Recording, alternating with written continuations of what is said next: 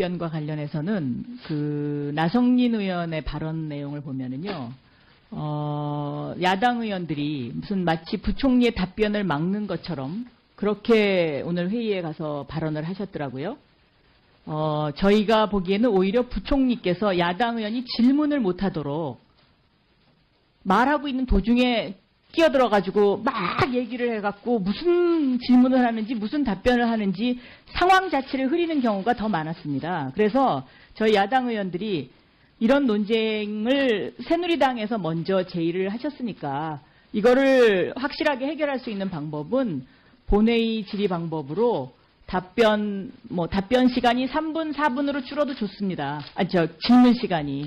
그러니까 질문 시간을 줄이고요. 질문과 답변을 구분해서 계산을 하시는 게 국민을 위해서도 좋고 또 이런 논쟁의 소지를 없애고요. 그 다음에 나성민 의원의 그 발언 내용을 보면 상황 자체를 호도하는 경향이 있어요. 그러니까 무슨 인격 살인이 있었으며 무슨 아프리카 나라와 같은 운영이 있었으며 또 야당 의원이 저희는 답변을 못하게 한 적이 없습니다. 저희가 질의를 끝나고 나서 그리고 이 질의응답이라는 게 질의가 끝나고 나서 답변을 하는 게 순서 아닙니까, 위원장님? 그런데 질의를 하고 있는 도중에 부총리가 질의를 끊으면서 말을 시작을 하면 질의를 할 수가 없어요, 저희들은. 이 상황이 지금 이런 상황이거든요. 근데 완전히 이거를 거꾸로 이야기를 하시고 도대체 그 부분은 지금 나성민 의원 오셨네요. 그러니까 그 얘기를 저는 충분히 좀 듣고 잘못된 거 있으면 저희가 고치고 만약에 나성민 의원이 사실을 호도한 것이라면 이건 분명히 바로잡아야 된다고 저는 생각합니다. 상임위에서 있었던 일을 상임위에서 사람들 앞에서 정정당당하게 이야기하는 것은 뭐 서로 얼굴을 붉힐 수 있지만 저는 있을 수 있다고 생각합니다.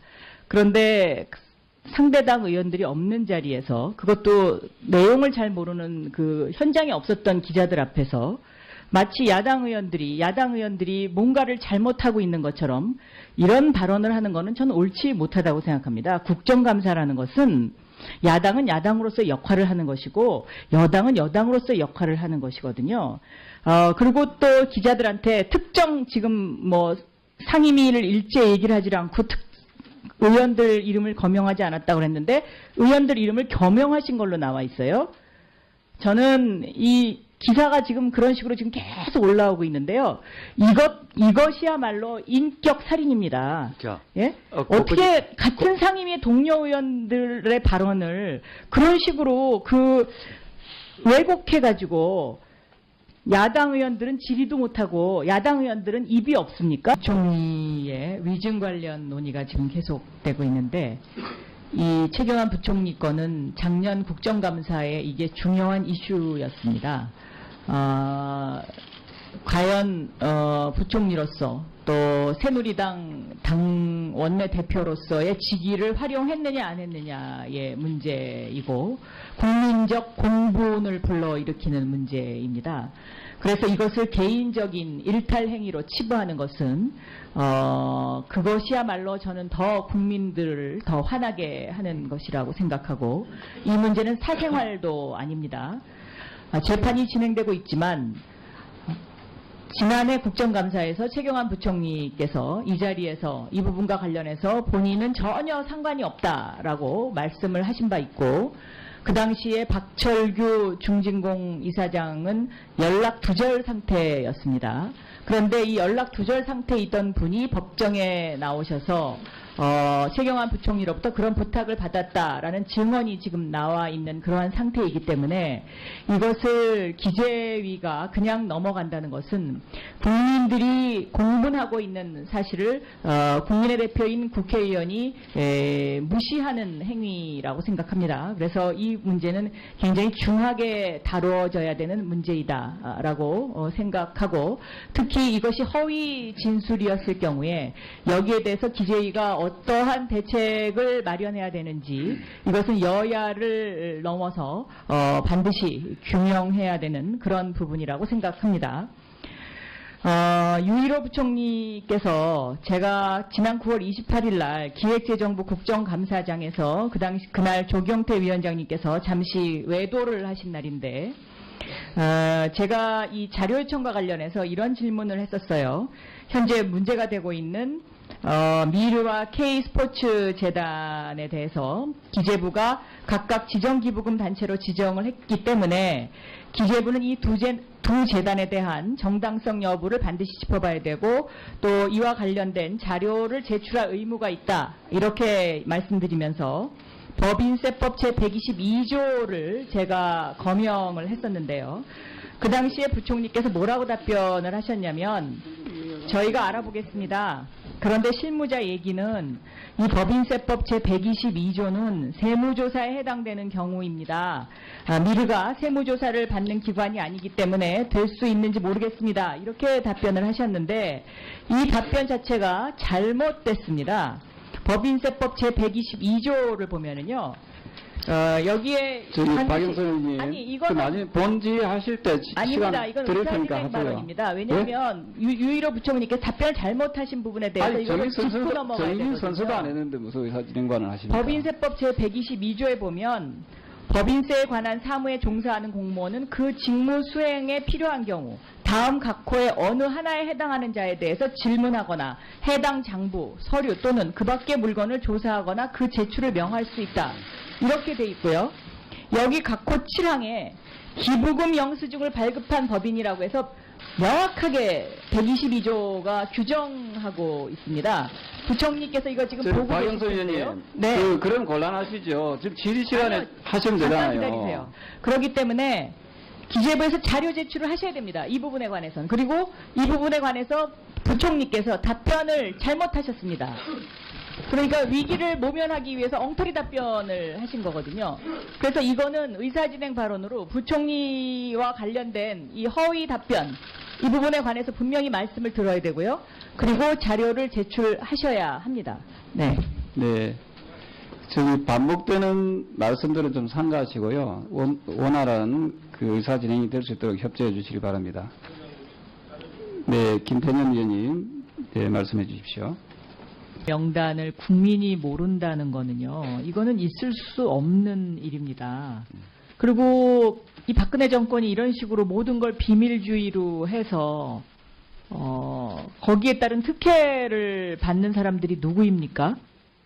그렇지 않습니까? 결국은 재벌들입니다. 지금 국세청에서는요. 기획재정위원회가 매번 자료 제출을 이런 식으로 하니까 대주주 지분이동 자료도 안 주려고 그래요.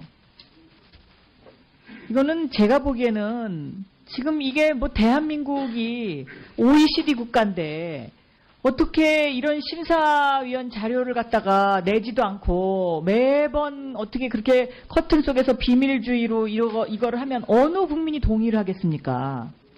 이건 위원장님께서 단호하게 자료를 제출하라고 말씀을 하셔야 되는 겁니다. 아니 내가 자료를 제출하라고 지금 제가 이야기를 하고 그럼 있는 위원장님 겁니다. 말씀도 안 듣는 관세청은 도대체 뭡니까?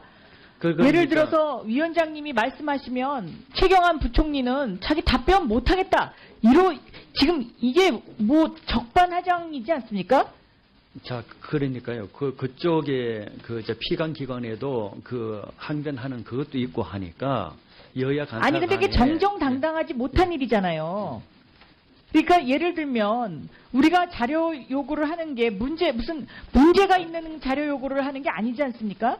아니 그러니까 그 자료라는 것은 그 피감 기관에서 해줄 수 있는 범위 안에서 최대한 협조를 부탁을 드립니다.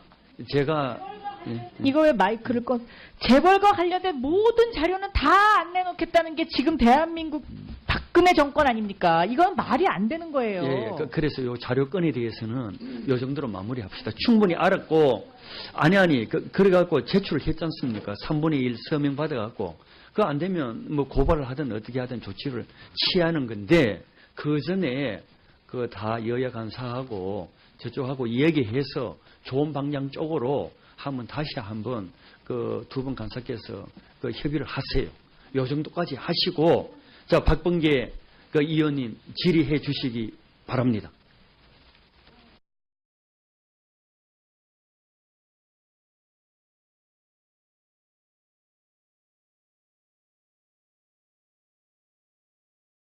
의원으로부터 그런 부탁을 받았다라는 증언이 지금 나와 있는 그러한 상태이기 때문에 이것을 기재위가 그냥 넘어간다는 것은 국민들이 공분하고 있는 사실을 국민의 대표인 국회의원이 무시하는 행위라고 생각합니다. 그래서 이 문제는 굉장히 중하게 다뤄져야 되는 문제이다라고 생각하고, 특히 이것이 허위 진술이었을 경우에 여기에 대해서 기재위가 어떠한 대책을 마련해야 되는지, 이것은 여야를 넘어서 반드시 규명해야 되는 그런 부분이라고 생각합니다.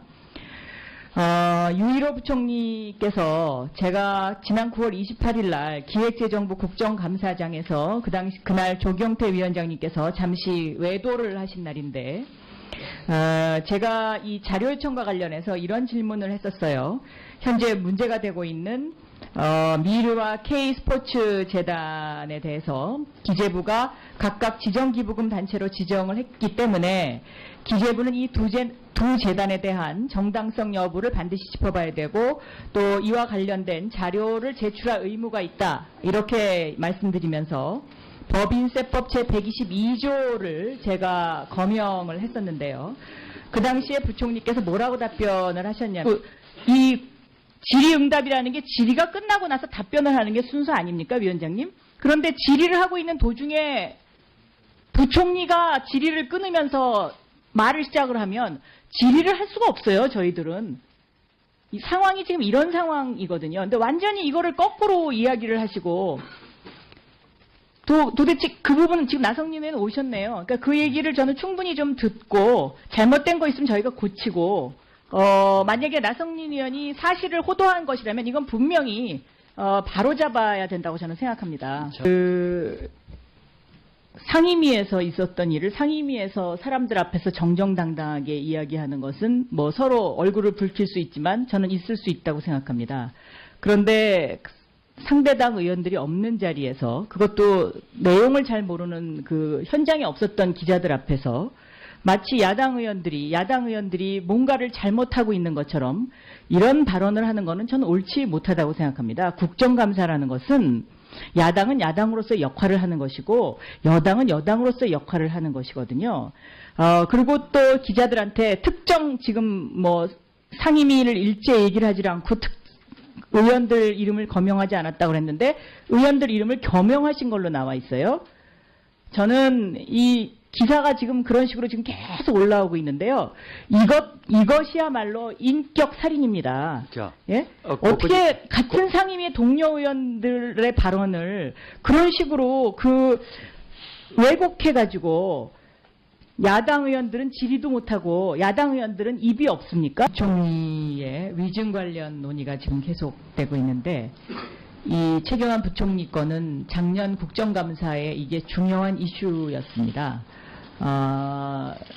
과연 부총리로서 또 새누리당 당 원내대표로서의 직위를 활용했느냐 안 했느냐의 문제이고 국민적 공분을 불러일으키는 문제입니다. 그래서 이것을 개인적인 일탈 행위로 치부하는 것은 그것이야말로 저는 더 국민들을 더 화나게 하는 것이라고 생각하고, 이 문제는 사생활도 아닙니다. 재판이 진행되고 있지만 지난해 국정감사에서 최경환 부총리께서 이 자리에서 이 부분과 관련해서 본인은 전혀 상관이 없다라고 말씀을 하신 바 있고, 그 당시에 박철규 중진공 이사장은 연락 두절 상태였습니다. 그런데 이 연락 두절 상태에 있던 분이 법정에 나오셔서 최경환 부총리라면 저희가 알아보겠습니다. 그런데 실무자 얘기는 이 법인세법 제122조는 세무조사에 해당되는 경우입니다. 미르가 세무조사를 받는 기관이 아니기 때문에 될 수 있는지 모르겠습니다. 이렇게 답변을 하셨는데 이 답변 자체가 잘못됐습니다. 법인세법 제122조를 보면은요. 여기에 저기 반드시- 박영선 의원님, 아니 이거는 나중에 본지 하실 때 아닙니다. 시간 이건 드릴 테니까 의사진행 하세요. 발언입니다. 왜냐하면 유일호 부총리께서 답변을 잘못하신 부분에 대해서 아니, 이걸 짚고 넘어가야 정인 되거든요. 선수도 안 했는데 무슨 의사진행관을 하십니까? 법인세법 제122조에 보면 법인세에 관한 사무에 종사하는 공무원은 그 직무 수행에 필요한 경우 다음 각 호의 어느 하나에 해당하는 자에 대해서 질문하거나 해당 장부, 서류 또는 그 밖의 물건을 조사하거나 그 제출을 명할 수 있다. 이렇게 돼 있고요. 여기 각 호 7항에 기부금 영수증을 발급한 법인이라고 해서 명확하게 122조가 규정하고 있습니다. 부총리께서 이거 지금 보고 박영선 계실 텐데요. 의원님, 네. 그럼 곤란하시죠. 지금 질의 시간에 아니요, 하시면 잠깐 되잖아요. 기다리세요. 그렇기 때문에 기재부에서 자료 제출을 하셔야 됩니다. 이 부분에 관해서는. 그리고 이 부분에 관해서 부총리께서 답변을 잘못하셨습니다. 그러니까 위기를 모면하기 위해서 엉터리 답변을 하신 거거든요. 그래서 이 답변과 관련해서는 그 나성린 의원의 발언 내용을 보면은요, 야당 의원들이 무슨 마치 부총리의 답변을 막는 것처럼 그렇게 오늘 회의에 가서 발언을 하셨더라고요.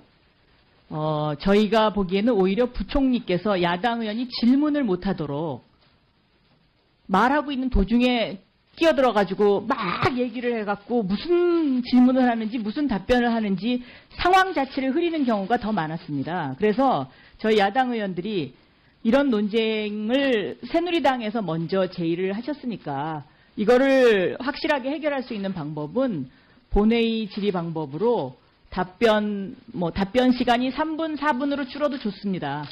질문 시간이. 그러니까 질문 시간을 줄이고요. 질문과 답변을 구분해서 계산을 하시는 게 국민을 위해서도 좋고 또 이런 논쟁의 소지를 없애고요. 그 다음에 나성린 의원의 그 발언 내용을 보면 상황 자체를 호도하는 경향이 있어요. 그러니까 무슨 인격 살인이 있었으며 무슨 아프리카 나라와 같은 운영이 있었으며 또 야당 의원이 저희는 답변을 못하게 한 적이 없습니다. 저희가 질의를 끝내고 나서